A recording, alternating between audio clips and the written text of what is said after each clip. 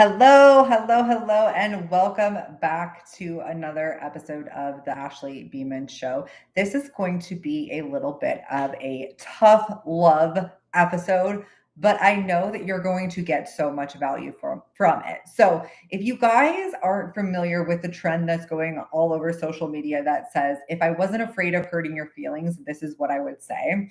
I decided to follow that trend the other day and I posted something on Threads, and somebody commented and said, if you're afraid of telling your fitness and nutrition clients something, then maybe you shouldn't be a health and fitness coach. And of course, at first I got like super defensive and I was like, hey, listen, this is a social media trend. I'm not afraid of telling my clients this, that, and the other. And we kind of had a conversation. This is the cool thing about social media is it doesn't always have to be who's right or wrong. It gets to be a conversation where you get to meet in the middle. And we came to a point where I was like, you know what? You're right. I think I want to change this trend. And I think that I would say, as your health and fitness coach, these are the things that I'm not afraid of telling you because I am not afraid of hurting your feelings. And no, I'm not here to hurt somebody's feelings, but I am here to share the truth. And sometimes that can feel like a personal attack. But in reality, the only thing that I'm really truly doing is I'm helping you see the truth of things. I'm helping you see things differently. I'm helping you see what's actually holding you back. So for a moment, if you can not take this information as emotional or me attacking you, and you can really use it as education that can allow you to help you move forward with your health and fitness journey, whether it be weight loss, muscle building, or whatever it may be. A lot of what I focus on is weight loss, helping women sustainably lose weight for the long term. Then you can take what I'm saying through this tough love episode and apply it to your life. But the truth is a lot of times what we like to do is we like to sit back and we like to play victim and we don't want to take personal responsibility. But the truth is, if you are constantly playing victim and pointing your finger at other things and you're not accepting the reality that you are part of the problem, you are part of your health and your weight being the way that it is, you're never going to be a part of the solution. And the truth also is that you are powerful and you have more control over things that you even realize. And until you can accept and have the awareness that you're part of the problem, you won't be able to be part of the solution. But if you can accept that you are part of the problem, you get to be the solution. And that is something that somebody can never take away from you. So here are the things that I would tell you that I'm not afraid to tell you that will possibly hurt your feelings. So, number one is the alcohol that you keep drinking every single weekend is absolutely ruining your results and making you feel like garbage. Period. End of story. I'm sorry. I hate to be the bearer of bad news, but alcohol literally has no benefits to anything. And even if you're saying, well, I only drink a little bit here and I only drink a little bit there, but every single Monday morning,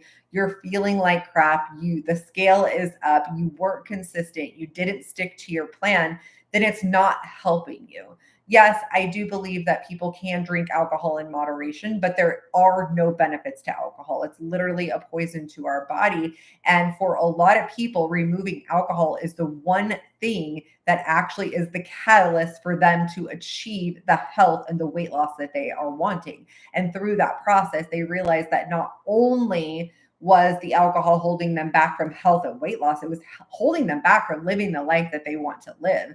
It actually takes a couple days for alcohol to come out of your body. And so for those couple days, your body is trying to process this poison. Your sleep is going to be trash. The way that your body processes calories isn't going to be the same if it didn't have that alcohol inside of you. It's going to have you be inflamed. Like we talk about all of these magical ways to reduce inflammation, but nobody wants to get rid of their nightly glass of wine. And that is an issue. You don't need another inflammation supplement. You need to get rid of that alcohol that's actually holding you back from achieving what you want to achieve.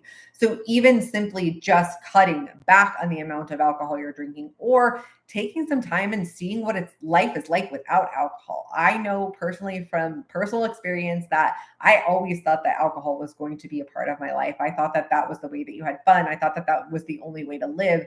I lived to drink. I lived for the weekends. I had time where I would be so wrapped in alcohol that I drank every single day for an entire year. And then I had other times where I would take breaks from it, but I would still go back to it because I couldn't see my life without alcohol. Once I decided to change my relationship to alcohol, and I'm not saying that this is everybody, but once I decided to change my relationship with alcohol because I resisted it so much, everything in my life started to change. And I have really never looked back since then.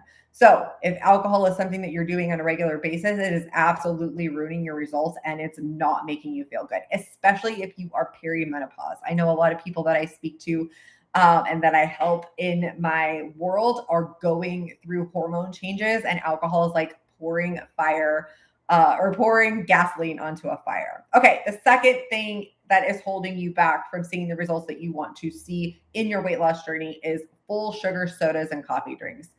Point blank, end of story. If you are consuming your calories, you're probably getting hundreds and hundreds of calories from sugar, from either a full sugar soda or a coffee drink that is just full of sugar. And they add up to so many calories over the day. And it's a huge reason why the scale isn't moving. Here's the thing is you can opt for sugar-free options. I want to remind you that diet soda is not poison, but if it's something that you do not want to do, listen to me very carefully, okay? Because if people want to drink diet soda, leave them alone. If you do not want to drink diet soda, water is free. You can go there, you can have water, you can drink things that don't have the chemicals in it that you don't want to consume. There's always another option. But for you to say that, oh, I'll drink this full sugar soda instead of a diet soda and then complain that the scale is not moving, you literally have control over what it is that you are drinking. You just need to decide that you are going to make a different decision. The next thing that I would tell you is that carbs are not making you fat. Overeating calories is what's making you fat. It's what's making you inflamed. It's what's causing metabolic problems. It's all of these things. The average American eats about 3,500 calories and does like 3,000 steps a day. We are chronically overeating calories. We have zero awareness around the things that we're putting into, like the amount of food that we're putting into our body, and we're not moving as much. This is the reason why people are overweight and they're unhealthy. And also, on top of this, speaking about carbs, a lot of people think that eating higher fat is the answer to everything, but you can absolutely overeat on fat and still gain weight. And the truth about it is fat actually is more easily stored as fat inside of your body than carbs are. Carbs are used for energy. They're used for your brain health. They'll help you to build muscle, do all of the things that you're trying to do. The answer isn't getting rid of carbs, fat, or protein. The answer is finding a balanced way of eating that's going to support your energy, that's going to support your weight loss and allow you to lose the weight and keep it off for good.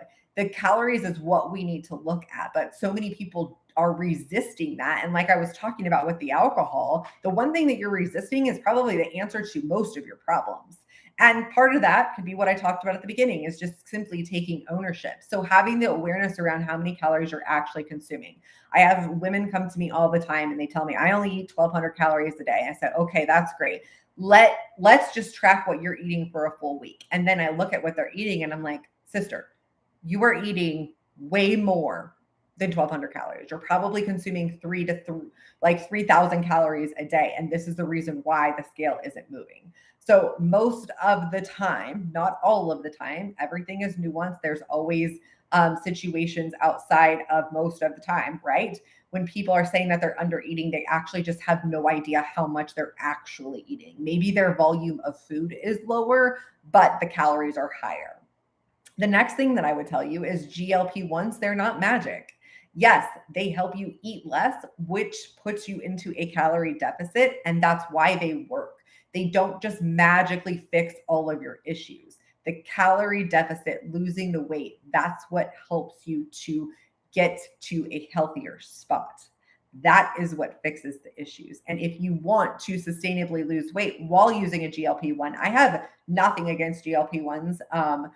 Maybe if people are abusing it and using it in the wrong ways, then absolutely it's not for you. But I have helped multiple people use a GLP-1 and sustainably lose weight. And when I say sustainably lose weight, we have used a GLP-1 while we focused on their habits, while we worked on learning the awareness around calories. And then once they get to a point where they have lost all of the weight that they wanted to achieve, we slowly reverse them out of that process so that they can maintain the weight while getting off the GLP-1. And a lot of times what happens is people think that the GLP-1 is just the magic thing that's going to fix everything for them. They don't fix their habits. They don't fix their nutrition. They don't take that time to educate themselves. And then they get off of it and they gain all of the weight back. So if you actually want to use it as a tool to help you, you actually have to put the effort in to learn these things along the way so that you can actually sustain your results.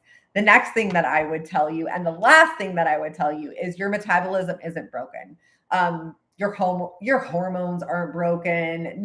You are not broken. So many people are going to sit out there and tell you that you're broken and all of these, and it's not your fault. And like I said at the beginning, you're going to sit back and play victim. The truth is like I said, you're just not aware how much you're actually eating because you've never learned what portion sizes look like, or what calories actually are, or what a protein and a fat and a carb do to your body. And so once you can learn and educate yourself on all of those things, you don't need another detox. You don't need another supplement. You really seriously just need to stop avoiding the truth and start taking personal responsibility for your results. So that's the episode that I have for you guys today. I hope that you loved a little bit of this tough love. If you want me to dive into anything else around these topics, please send me a message. I would love to do that. And I'm happy to announce that my signature challenge, Sunshine Shred, is opened for enrollment once again. We are going to do one more round this summer. I wasn't going to do another one until the fall, but here we are. It has been highly requested. So early bird special is open until July 4th. This is a 60-day challenge where I'm going to show you how to sustainably lose weight and keep the weight off for the long term. This isn't a challenge about who can lose the weight the fastest. This is a challenge about you laying the foundation for a solid weight loss journey so that you can lose the weight and keep it off for good. If you are interested in this, send me a message. The link to the challenge will be in the show notes. And I hope to see you inside of the group. I hope you enjoyed this episode, and I will talk to you in the next one. Bye.